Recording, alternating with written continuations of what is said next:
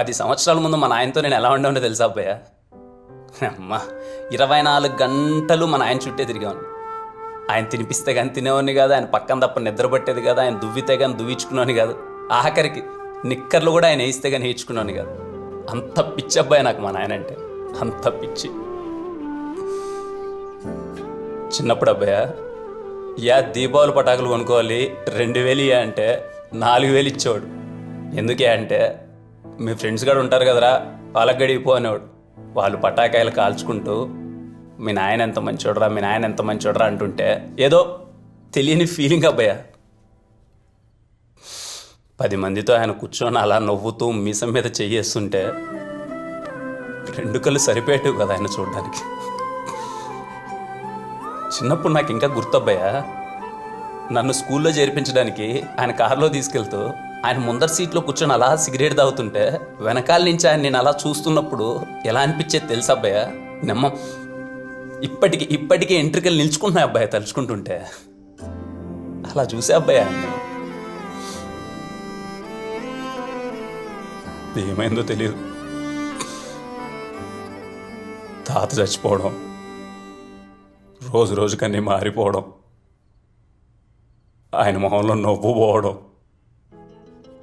ఊరోళ్ళంతా మీ నాయన ఏదో తప్పు చేశాడు, మీ నాయన ఏదో తప్పు చేశాడు, ఊరోళ్ళు పక్కన పెట్టబ్బయ్యా, బంధువులు, ఆఖరికి ఇంట్లో వాళ్ళు కూడా మీ నాయన ఏదో చేశాడురా, మీ నాయన ఏదో చేశాడురా అంటే నాకేం అర్థమయ్యేది కాదు. ఏం తప్పు చేసావు అని ఆయన అడుగుదామంటే అంత వయసు లేదు. రోజు ఇంట్లో గొడవలు, అరుపులు. అందరిలాగా నేను కూడా ఆయనతో మాట్లాడడం మానేశా, ఏదో తప్పు చేశాడు అనుకో.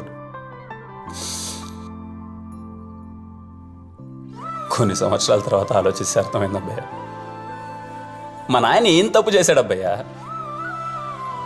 మా తాత కదా మా నాయన అలా పెంచింది. రాజ్యం లాంటి కళ్యాణ మండపాన్ని 24 గంటలు పట్టించుకున్నాడు, కానీ రాజు లాంటి మా నాన్న పనోల మధ్యన వదిలేశాడు అబ్బయ్య. పనోల మధ్యన పెరిగినాడు ఎలా పెరుగుతాడు అబ్బయ్య? 10 రూపాయలు ఖర్చు పెట్టడం తెలుస్తుంది, కానీ 10 రూపాయలు మిగిలించడం ఎలా తెలుస్తుంది? ఇదంతా అర్థమైన తర్వాత ఆయనతో మాట్లాడదామని చాలా ప్రయత్నించిన అబ్బయ్య. నా మీద నాకే సిగ్గేసింది. నేను కూడా ఆయన అలా అర్థం చేసుకున్నానా అని. మాట్లాడదామని ప్రయత్నించిన ప్రతి ఒక్కసారి నాకు ఆయన మీద ఉన్న విపరీతమైన ప్రేమో లేక ఆయన మీద ఉన్న గౌరవమో ధైర్యం సరిపోయేది కాదు. చాలా మంచోడు అబ్బాయి మన ఆయన.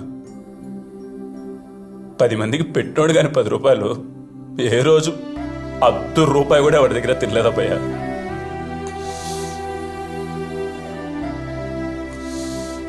అందుకే అప్పుడే డిసైడ్ అయిపోయినా అబ్బయ్య, అంటే అమ్మా మా నాయన నేను చిన్నప్పుడు ఎలా అయితే చూశానో మళ్ళీ అలా చూడాలనుకున్నా అబ్బయ్య.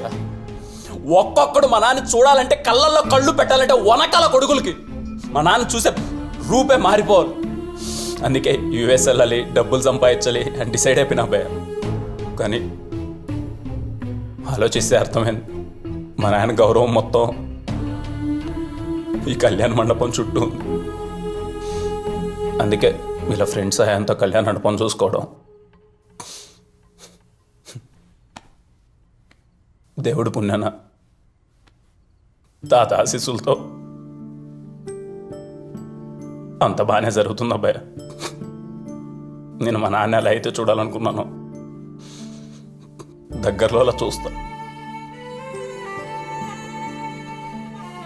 అందరూ అనుకున్నట్టు నేను ఈ కళ్యాణ మండపం చూసుకునేది తాత కోసమో అమ్మ కోసమో కాదబ్బాయ.